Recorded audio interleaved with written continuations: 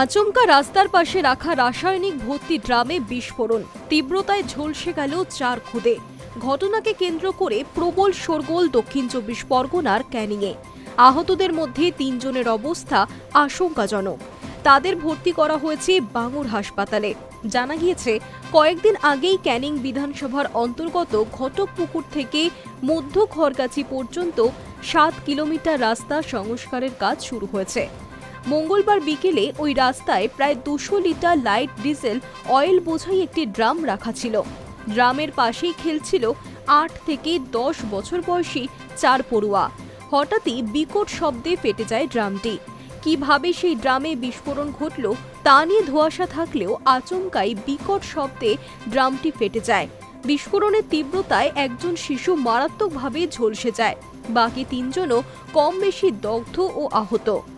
দহন যন্ত্রণা সহ্য করতে না পেরে এক শিশু পাশের পুকুরে ঝাঁপ দেয়। স্থানীয়রা দ্রুত উদ্ধার করে তাদের নলমুড়ি গ্রামীণ হাসপাতালে নিয়ে যান। 3 জনের শারীরিক অবস্থার অবনতি হওয়ায় তাদের কলকাতার এমআর বাঙুর হাসপাতালে স্থানান্তরিত করা হয়। আহতদের মধ্যে সাদিকুল মোল্লা নামে এক খুদের অবস্থা আশঙ্কাজনক।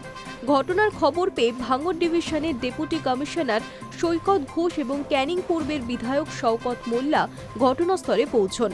তদন্তে নামে পুলিশ। বিস্ফোরণের কারণ খতিয়ে দেখতে কলকাতা পুলিশের বোম স্কোয়াড এবং ডগ স্কোয়াডও ঘটনাস্থল ঘুরে দেখে। রাস্তা মেরামতির কাজে নিরাপত্তা ব্যবস্থা ছিল কিনা, দাহ্য পদার্থ খোলা রাস্তায় কেন ফেলে রাখা হয়েছিল তা নিয়েও প্রশ্ন তুলেছেন স্থানীয়রা। এই ঘটনায় নিরাপত্তা নিয়ে চরম উদ্বেগে স্থানীয় বাসিন্দারা। ঘটনার খবর পেয়ে ঘটনাস্থলে পৌঁছন কলকাতা পুলিশের আধিকারিকেরাও। প্রাথমিক তদন্তে পুলিশের অনুমান, বিড়ির আগুন থেকেই এই বিস্ফোরণ ঘটে থাকতে পারে। ঘটনার প্রকৃত কারণ খতিয়ে দেখা হচ্ছে। Hi news network.